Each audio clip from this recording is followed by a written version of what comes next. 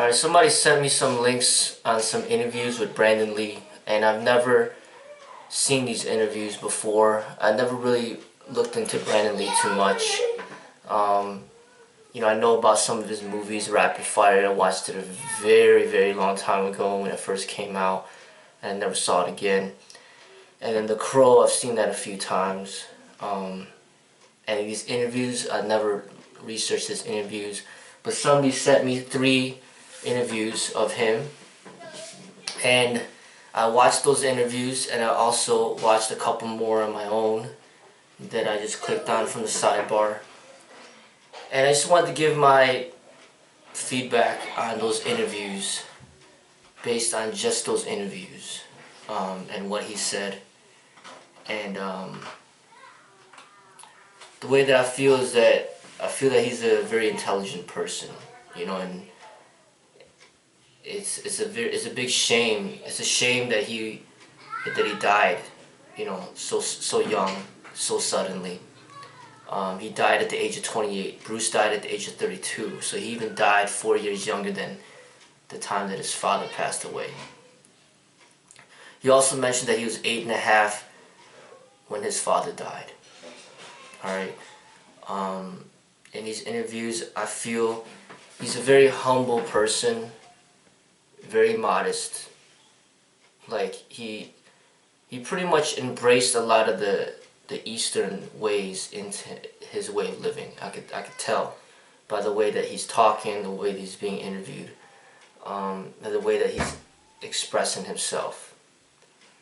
He reads a lot of books, and he does have a lot of insight on things, and he does try to convey some type of message through, the way that he expresses himself, which I think is good.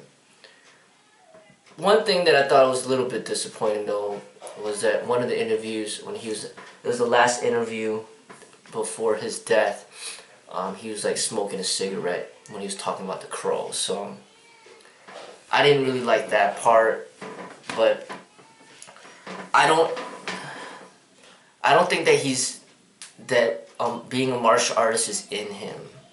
I think that he just went along with the program just because his father was, a martial artist.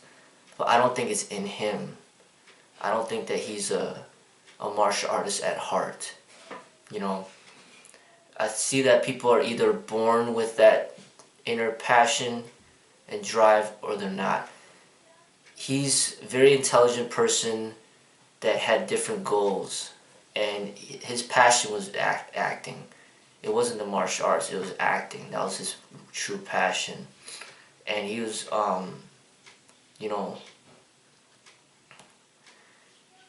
what I liked about him is that he didn't really milk off of Bruce and exploit Bruce. He built up his own reputation and wanted to do his own, head towards his own way. Even one of the interviews, he was saying that he doesn't want to copy his father. He wants to do his own thing. He even mentioned that, he's different from his father. They were born in different places, or they were born and raised in a different culture and speaking different languages and dating different women, just having different life experiences, that he's not going to be the same, and he's expressing himself and not going to copycat his father.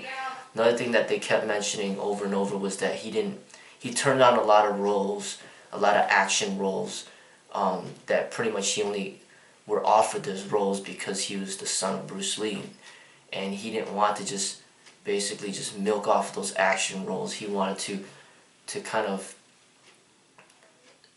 have a different expression in the movie industry. He wanted to get more into independent filming and not just about fighting. And it's another thing, that he wasn't just about the fighting. He didn't really care too much about the fighting at all. And he really just wanted to express,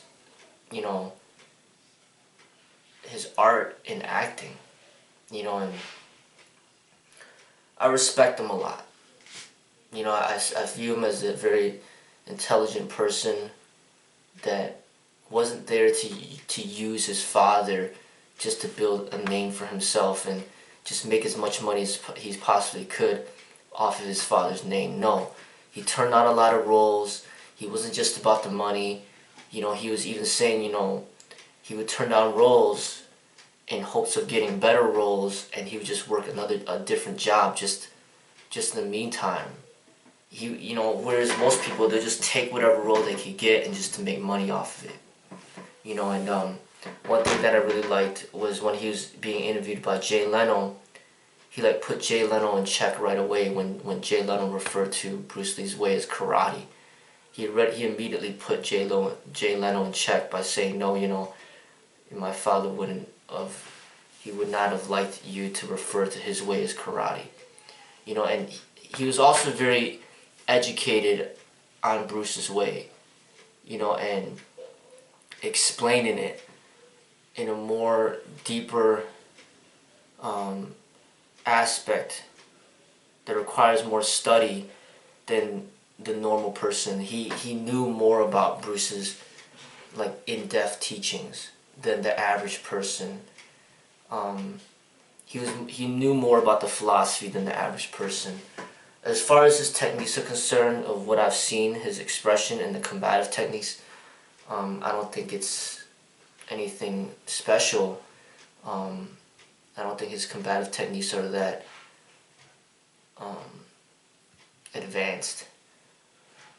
You know, and that's also due to him not having that true passion within to study the martial arts with that much intensity. His physical fitness, I would also say, would not be that advanced either. He's physically fit. He's like intermediate fitness, intermediate combative development. But his spirituality is a much greater development than a lot of people out there. So that's my assessment of him. You know, I mean, it's very sad that he passed away, but if he would have lived and he'd still be living, I think there'd be so much more that we could have benefited from, because I think a lot of the movies that he would have acted in, we could have learned a lot from those movies. And it's not just about the fighting, but just learning from the movies because he would really be careful what kind of movies he would choose, and he really wanted movies that had some type of significant role in it, where there's some meaning behind the character and the story. And I really respect that. And I think that, you know, he was half Caucasian and half Chinese, and his English was his first language, and he was very well educated, and he also embraced the teachings of the East. I could tell from the way that he expressed himself. And if he would have just acted longer and made more movies, I think he could have really educated the East, or educated the West, I mean America, into like seeing things in a different perspective. You know, kind of in a way almost continue on with the work of his father, but more focused on sharing like the unique ideas of the East. Because he was not competitive, he was not prideful, he was not egoistic, he was very humble, and he had like an inner wisdom to him. You know, and he was interviewed by some woman that was just just a silly ass woman that was just trying to talk about, oh, you know, you could just kill anybody easily, right? And then he said no. You know, he thought about the question, and he would answer it with a little bit more thought.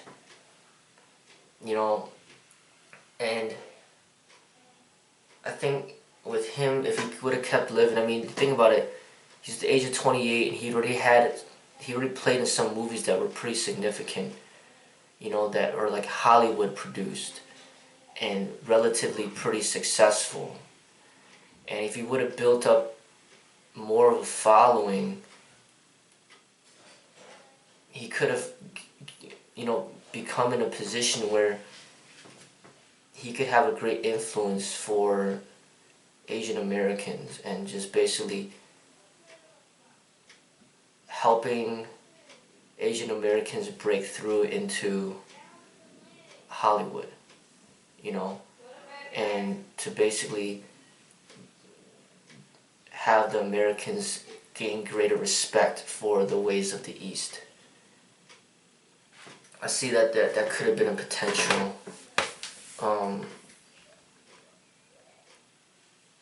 But I respect him, you know, and I think that but he died at the age of 28, and I feel that he was intelligent and wise for his age. And it's sad that he passed away, Bruce Lee passed away, and we're just left with Linda and Shannon, and they're not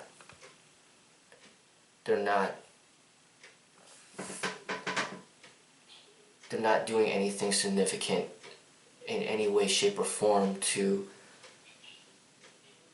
promote the ideas and the ways of what Bruce originally started off with.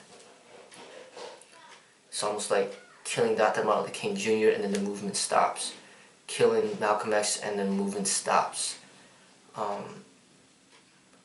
You're killing the leader and you're killing his son, and so then it just ends. It's like killing an emperor and then killing his son, and then now the whole empire is done. You know what I mean? I don't know if this is strategically done on purpose to kind of suppress Asian Americans from gaining respect in America, respect and recognition, but it sure seems as if that's what's going on. But Brandon Lee was not a sellout, you know, and he wasn't just all about the money. He wasn't just using his father just to get fame. He wasn't just copycatting his dad and everything that he did. He was doing his own thing, striving after his own goals, and doing things that were completely unrelated to fighting and martial arts. He wanted to express himself as an artist, and he had wisdom, he had intelligence, and he knew more about the inner teachings of the real Jeet Kune Do than the average person. You know, but because he actually studied it and kind of knows a little bit more, like, because he actually took the time to understand it, you know, whereas most people, they don't know what the hell they're talking about, you know. But as far as Jeet Kune Do living on, he was saying that, you know, his father started teaching him as soon as he started to walk, and then Danny Sano started to teach him. But the Jeet Kune Do died with Bruce Lee, and it does not live on through Danny Sano. It does not live on through Brandon Lee, or Shannon Lee, or Linda Lee, or anybody for that matter. Jeet Kune Do died with Bruce Lee, and basically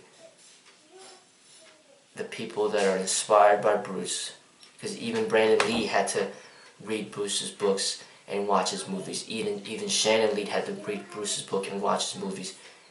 I had to read Bruce's books and watch his movies. Everybody that's inspired by him, they had to study what's available out there and kind of find their own way in the martial arts. Because anything that's passed on through word of mouth is very easily corruptible.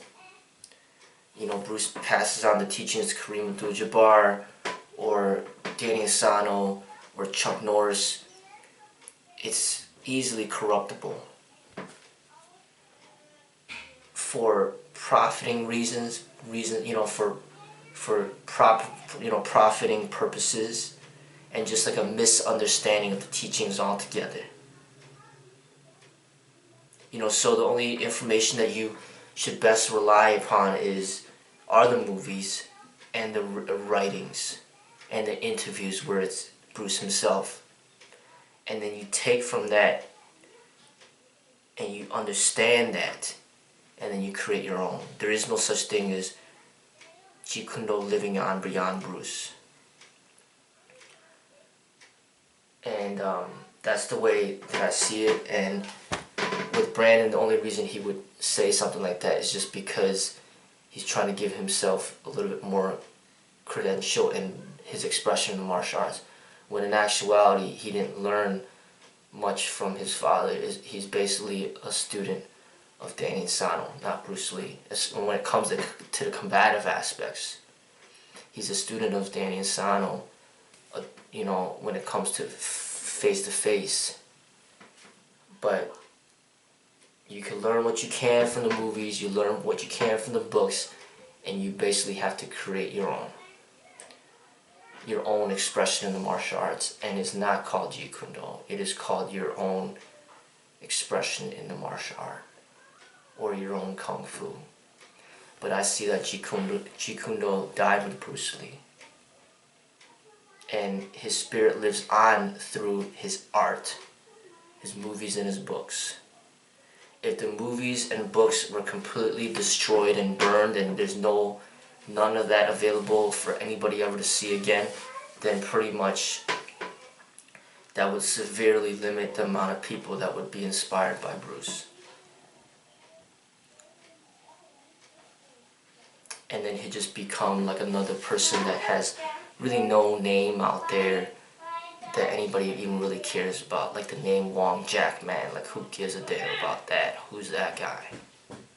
Or some other random Chinese guy in China that you supposedly learn from, and you learn a lot from, but still, without the name behind it, there's really no, it's not nearly as significant. So in America, they're about that name, and